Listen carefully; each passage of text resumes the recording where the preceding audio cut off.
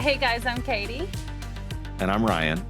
And you're listening to The List, where we're watching IMDb's top 100 greatest movies of all time and letting you know if they're worth watching before you die.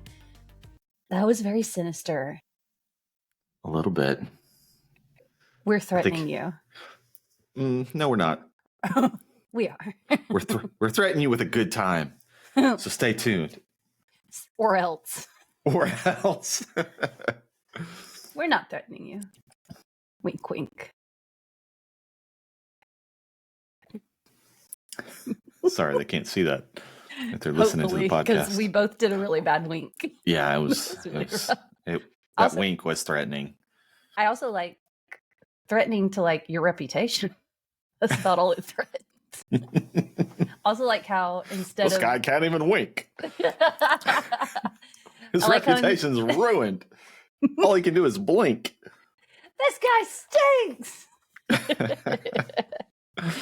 I like how instead of winking, as I said wink wink, I just said wink wink wink. Yeah.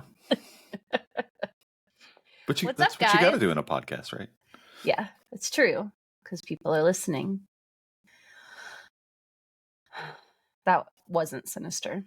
So good. We're transitioning away from sinister and into informative.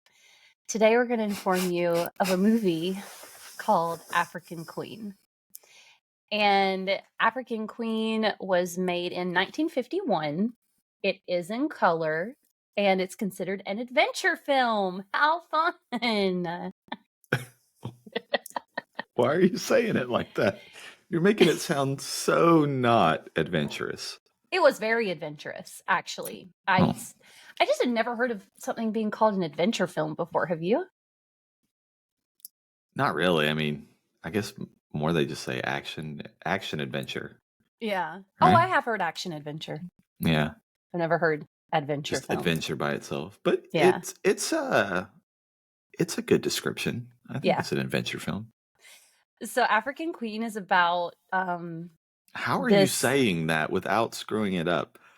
I tried to say such a hard time. African Queen many times yesterday, and that'll probably be on a blooper reel somewhere, I'm sure. Yeah, I hope we do, because I sat here and watched him struggle to say African Queen. We probably started over 5 different times. Oh, at least. Afriquin? You kept saying Afriquin. I kept saying Afriquin. So I'm trying not to say the name of the movie the entire time. Ask your doctor if Afriquin is right for you. It sounds like some kind of... It does. It does sound like that. That's hilarious. So African may cause Queen, constipation, diarrhea, extreme adrenaline rush, explosive heart. African Queen is an adventure film that starts off in this tiny little what do you call it? A tiny little village is a word. Mm-hmm. A tiny little village in Africa where this brother and sister are like missionaries to these people who live in this village in Africa, and they've been there 10 years. I was so shocked when she said that. I thought she was going to say a couple of months, but they had already been living there 10 years. And so this was their home, and everything's going great. They've got this little picturesque life here in this little village. And all of a sudden the village is attacked, completely burned down. And Audrey Hepburn, her brother dies, and she's left alone in this village in Africa. Just going to pause real quick and say, Audrey Hepburn is not Audrey Hepburn. No. As it turns out. No. I was like, wow, she got old. You're like, she did not age well. And I was like, it's not the same person. Not that Audrey Hepburn isn't beautiful, but Audrey Hepburn has this extraordinary grace and beauty. Right. Like, she is obviously one of the most beautiful women of all time. Mm-hmm. And Audrey Hepburn came on screen, and I was like, oh, that's so rude. That's so rude. But I don't mean that she's not beautiful. I just mean I was like, Audrey, maybe don't smoke anymore. You should take some Afriquin, and that would suppress your nicotine addiction. So, unpause. Back to the synopsis. They had somebody who would come deliver the mail and also drink a lot of gin. He just had this little boat, and he comes back through the village weeks later and finds her there alone, and she kind of takes the reins and says, I'm not going to sit here. I'm going to go home. And he's like, you can't go home. There's a giant German warship blocking us from getting home. It's the only avenue home. We cannot get back to England. We can't leave this village. And she's like, absolutely not. I will not accept that. We're going to go take care of business. And so she recruits this like funny little drunk man to essentially try to take down this giant German warship all alone on a little steamboat. They have this tiny little steamboat. Steamboat named? African Queen. Hence the name. Yeah. She said it, guys. I said it. Woo. They said it. So very adventurous. First off, I love anytime a character has gumption. I like a character that's going to know what they want and go for it, and the plot's not happening to them. They are making life happen. This is very much a making things happen kind of movie. I agree. Things kind of happen to her in the beginning, and then she takes the reins and controls it. Because let me tell you something. I would have sat down and cried and lived in that little village all by myself for the rest of my life. There would have been no gumption. Yeah, I mean, obviously, looking at this person's been there 10 years. They know what life's like out there, and that they're a tough survivor to begin with. But then to be put into this situation even more pushes them to even, I guess, more extreme limits of their survivorship. And I like how this personality didn't pop out of like nowhere. It wasn't all of a sudden her saying, I'm going to go defeat a German warship all by myself. You see that, she's been there 10 years. She's very adventurous. She's not dainty. I'm not saying she's not feminine, or because I can see you disagreeing. It's not that I don't think she's feminine. It's that I think you already see in her that she was willing to move to a different country and live in a remote village for 10 years. This isn't a woman who's going to shy away from things. I like that. I like how they take when a writer takes the personality traits of a character and then amplifies them versus pulling them out of nowhere. Yeah, I mean, I guess those elements were there, but I think the way that they did it, though, she very proper, prim. I don't know how else to describe her. I thought she was a little dainty to begin with, but as their journey through this jungle progresses, she gets a taste for adventure and for what it's like to be out in this little steamboat and the excitement that brings. And I see her actually change from that dainty, not very adventurous person to someone that is more adventurous. Can you say that someone who leaves their home? I mean, I wouldn't say not adventurous, but she didn't seem as adventurous as what you were describing to begin with. But I think she begins to develop that taste for adventure more as their journey progresses. I think we're saying the same thing here. We're just saying it differently. I think so. There existed the ability to be adventurous in her. She had used it so far, and then it was just amplified and pulled out of her as the story progressed. She became more and more of what she already had inside of her. Yeah, I think that's accurate. Let's talk about the story. Bogart was that shrewd, cunning, drunk steamboat captain. That's Humphrey Bogart? That's Humphrey Bogart from the Maltese Falcon. Name. Wait, what? Who was he in the Maltese Falcon? The main character? No, he was not. Yeah. He was so suave and handsome in that. If you say so. He was like the way one? he carried himself in Maltese Falcon. He was a lot more like, what do I want to say? Wow, I had no idea that was the same person. These are two really different characters. They're similar in a lot of ways, but they're very different in a lot of ways. I don't know. Too. This guy was a goof. Yeah, he was a character. Yeah, he was kind of a drunkard to begin with. Definitely tough guy, being out in a riverboat, trading with all these villages. Shrewd.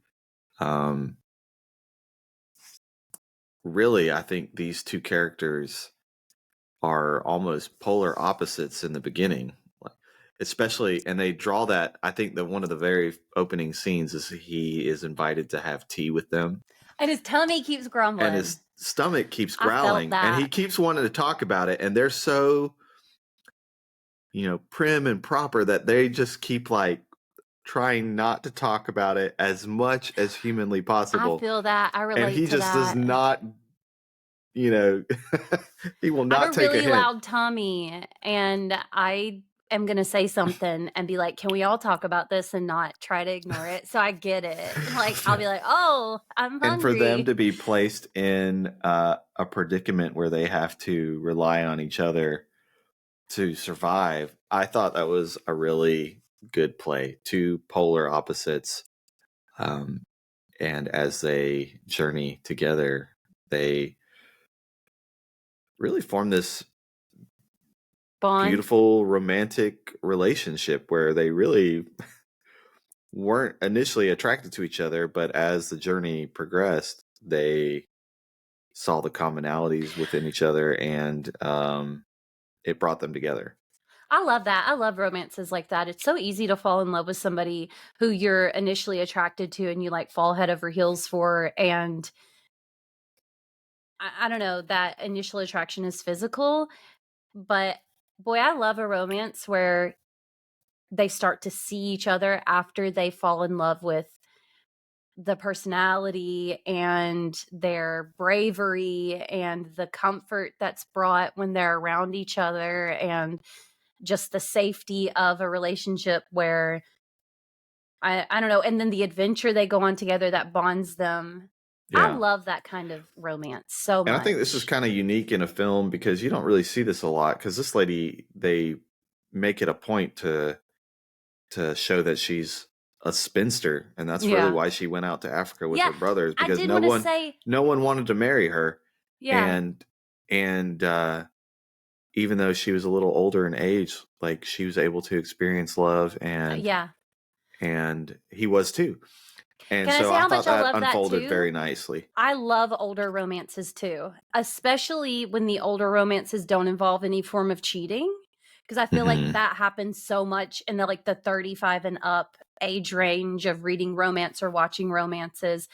And I just love a genuine, like, seeing a woman who's older than 30 go on an adventure, fall in love, be confident in who she is, be brave, and just live life to its fullest, and there to be no restrictions on like what she can accomplish. I love that. There's so much romance and adventure out there for people just starting in life. So I feel like I treasure so much the shows where you get to see that happen to people who are older. I like it. Yeah, it was good. It was really good. So we're talking about story then, right? So I guess you could rate the story. I think that's one of the plots of the story. I think definitely the adventure portion of it is really good. Man, they had to go through. Can you imagine having to do some of the stuff that they did to survive? I mean, I've learned in life you do what you have to survive. We lived in some conditions I never thought we'd live in. We lived in a third world country for a while. Like, I've learned that I'm capable of a lot more than I thought I was. However, they went through a comfortable. lot. Yeah, but they went through a whole lot. You adjust. You do adjust, and I loved seeing her adjust. And she went from her little parasol keeping her out of the sun to her clothes completely ripped and covered in leeches. It was a very harrowing journey for them. And yeah, it was nice to root for them, and then to get to the point of despair where you're thinking there's it's over. What can be done? Yeah, and then they really put you through the ringer. They do. I liked the story. I liked Me too. The overall plot and the subplot with the romance as well. I think I would rate it probably an 8. I think I was just calculating in my head between an 8 and an 8.5. I think I'm going to go with an 8 too. It was a good story and a good romance. I'm going to actually bump it up to 8.5 just because it's so endearing to me to see a story set so late in life. I like that. So I'm going to give it an 8.5 for that bonus points. The acting. So it sounds like you thought. So Humphrey Bogart won an Academy Award for Best Actor. Really? In this film. If I were to have guessed which one of them was going to win an Oscar, it wouldn't have been him. No. To me, he's not a great overacted. Yeah, to me, he's not a great character actor, but what he does have is a very strong presence, and the acting that he does, like that character that he's honed, is pretty good. This one was a little bit different from Maltese Falcon, just because he was a little goofier, a little more weaselly to begin with. Yeah. And so I didn't see quite as much depth as I saw from Katharine Hepburn's character, but I thought he did a good job. I'm torn. And she did a good job too. And really, other than those two people, there weren't a whole lot of other characters. I mean, the brother, some of the villagers in the beginning, and then you have some of the Germans towards the end. But it's really just those two the vast majority of the time. I don't know what to say about the acting. It was good, but it was overacting in parts. She especially overacted in a couple of scenes. And I have a hard time judging acting on characters that are so boxed in like that. I don't know. It's almost more like stage acting, this type of acting, than it is a true character study. And that's okay. It is okay. It is what it is. It is difficult to rate these just because we're not used to seeing them as much nowadays. More of the characters, there's more in-depth character. Right. And it's like, how do you judge, like, those characters Andy Bernard plays in the movies he's in? What's his actual name? Ed Helms. Like, or now, or even like a Matt Damon. Suki from Gilmore Girls is super famous now, Melissa McCarthy, and she has characters that are really characters. And it's so hard for me to judge that, because obviously they're doing it very well. They're doing what they're supposed to be doing, but I would prefer a more rounded actual real person. And I don't feel like it was as bad in this movie as like an Ed Helms or Melissa McCarthy thing. It wasn't like that. I think he's more of an actor like Matt Damon, who I can't really think of a film where I'm like, oh, this is like an in-depth revolutionary for Matt Damon character for him. But he's kind of the same person in all of his films, but it's so well rounded that like he could slip into any and they're role. Doing a good job at what they're being asked to do. Is happening here. Yeah. So I'm going to give the acting a 7.5. Boom.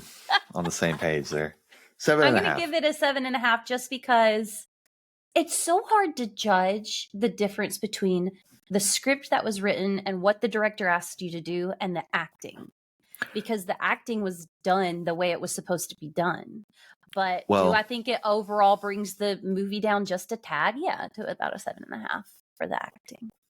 Well, and I think the fact that you said you didn't even realize they're the same person. I didn't. Yeah. Does pay tribute to how he tweaked that character. You got to remember also how detail-oriented I am in general. Would you say I am a detail-oriented person?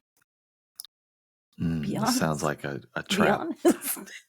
Probably not. I would probably I'm not say detail-oriented. I would say that about myself too. I'm just not. And even in real life, I meet people probably 7 or 8 times, and I'm like, I think I know you. So I'm sorry to Humphrey Bogart, but I don't think me having trouble remembering that they're the same person is anything other than me just not. Well, if they'd both been in color, you would have recognized. That's true. That's so true. This is all black and white film's fault. You're colorblind. Okay, so then we're going to go on to cinematography, and I'm just going to say that I'm going to give it a 9.5, and it's just because of the location they filmed on, and the they filmed in Africa. Yeah, and what it must have taken on the water, in the jungle. Film, it must have been very difficult to film this. To film that, and then to film like some of the scenes with the water, like some of the scenes with the mud, some of the scenes with the animals. I think there were some breathtaking shots. Yeah, they had some nature. They had some that, and they had some underwater filming. How'd they do that? Which we haven't seen in some of the other ones. And so that was kind of unique for this film because I hadn't really seen that in any of the other older films. I honestly think that one of the reasons this movie is on the list is because it was filmed on location the way it was. And the adventure, I don't know, it was a good story, but I think probably one of the reasons it got on this list was the way it was filmed and where it was filmed. Yeah, and I think that plays into the wow factor as well. Me too. So, that's going to be on my wow factor. Cinematography, I don't know if I'd rate it quite as high as you did, but I think 8.3. 8.3 is a solid cinematography score for this. Yeah. Wow factor, we kind of discussed, is mainly the location. I thought that was a big wow factor because I don't think before this the only time that they saw what African life was like was just through studio props and portrayal. And this is the first time that they'd actually gotten to show that to viewers. So I think that's a pretty big wow factor, along with the story. I think in combination, I'm going to rate that probably about an 8. Yeah, I'm going to give the wow factor I want to say a 7.5, but I feel like I can't say that after rating the cinematography a 9.5. You can. But we're gonna Drew carry it, and I'm gonna give it a 7.5. Drew carry it. Yeah. The points don't even matter. Yeah. Yeah. Okay. Overall, a good movie. Mm-hmm. I did like the adventure in your late 30s. I did like where it was filmed. I did like the concept of 2 people trying to take on a giant steamboat that the British Army didn't want to take on at that point in time. I will say at some point in the film, I was kind of struck that this had a deeper meaning than actually what we're seeing on the surface level. It almost was like a couple's life together. Like they start out alone, they come together with a common purpose, and they join forces to survive all the stuff that life throws at them together. And they just get down to business and do what they have to make it work. And so on that level, that was kind of a wow factor for me as well, to start seeing that as that evolved, and to see that this maybe had a little bit deeper meaning than just a pure adventure story. To me, the deeper meaning... Oh, sorry, go ahead. Go ahead. No, that was one thing that I wanted to touch on, mention because I didn't do that earlier. I think to me the deeper meaning would have been something pretty different, and that's no matter how insignificant you feel, you can make a difference. Like, don't give up just because you think you can't do much. I don't know. I thought the power in these two people having this giant dream or giant purpose and it seeming almost insurmountable and impossible, but them going for it anyway. And there was a nice, I like that too. There's a nice scene where like they're basically just stranded because they have to follow these tight canals where the grass and the mud is just so thick that the boat can't move. And he has to get out and literally pull the boat through the mud. And he just goes as far as he absolutely can. And he can't do anymore. And they show this scene where they kind of pan out and look over the grass, and just over the grass, only a few yards over is the entrance to the main lake. Yeah. And, her being a missionary, says a little prayer, and the rains come and the water rises up, and they did all that they could do, and kind of God, filled in the gaps where they couldn't do it and helped deliver them out to the lake. And so I thought that was kind of a nice little commentary as well. So that it was a good shot for the viewers too, because you are also ready to give up.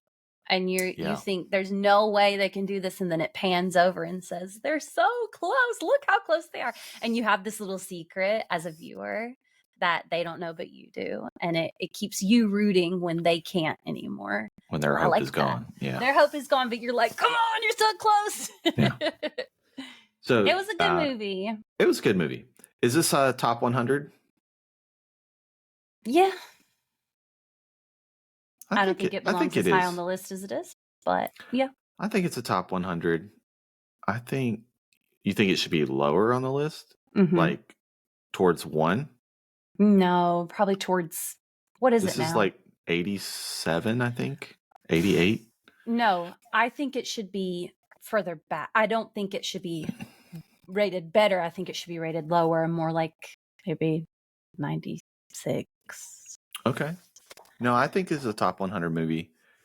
I think it's close to where it should be. Mm-hmm. Is it a bucket list movie? No, I don't think so. I think, again, we're in this situation where it's a good movie, but a good movie is not a bucket list movie. Should everybody who's listening watch it? Yeah, I think so. I think watch it and have a nice time. Yeah. I don't think it's a movie to put on your list of, I have to sit down and watch this as soon as possible, because if I die tomorrow, I'm going to be really, really sad I didn't watch it. No. Yeah, I agree. It's a great film, but bucket list has to be beyond just a good movie. And it's not quite there, but it is still a really good movie, and I do recommend people watch it. And I think this is a full family movie, by the way. Yeah, I think absolutely. Your kids are probably going to be bored, honestly. You're going to have to cajole them into it. But I do think it's a very family-friendly, fun movie for everybody to watch. So no restrictions on who I would recommend that to. Yeah. Let's rate it real quick. Okay. I'm going to share my screen first. Go for it. So Double Indemnity is still number 1. Last week I moved Stagecoach to 5, and Maltese Falcon fell off the list. So today is Taxi Driver. I guess it's going off your list, maybe. I think I'm going to actually... it's so hard because Taxi Driver was a good movie. Such a different movie from... That's rough. From any of these. It blows my mind you have Yankee Doodle Dandy above Taxi Driver. I think Taxi Driver's coming off. I think Third Man's going down. I think I'm going to put this at 9. This is really, really tough. Yeah, I think that's where I'm gonna keep it. Number 9 on my list right now. Okay. It's not I'm not 100% convinced where I want it there.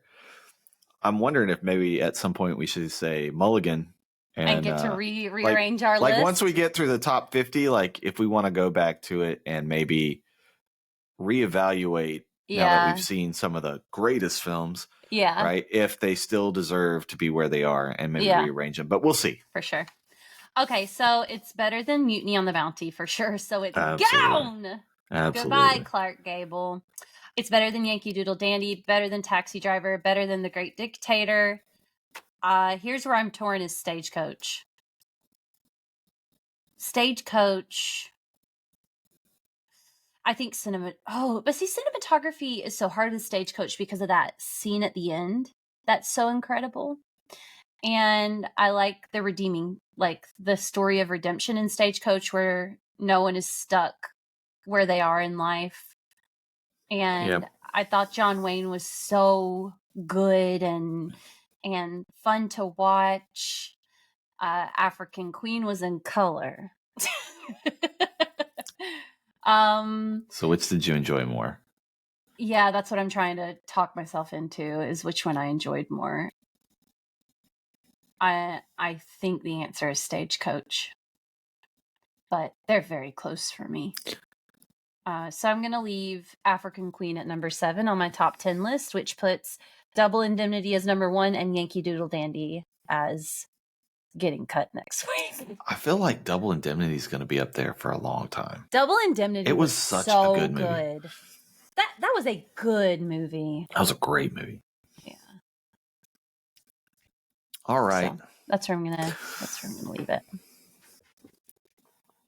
Well, it was a fun movie though, and it was worth the watch. And I will say I don't think you can buy this movie. I think we had to rent it. Right? We had to rent it. Yeah, we couldn't buy it. Or no, we watched it on YouTube with ads, which we don't like to do. But it was there are some movies that are so older because they don't have the streaming options for them. You can't buy them. You can only rent them or find a place to like watch it one time. Mm-hmm. So that's what we had to do.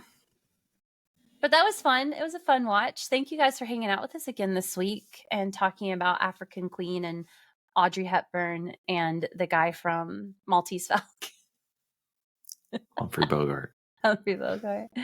And also I was kidding. I know it's Katharine Hepburn. I didn't know that. I never didn't know that.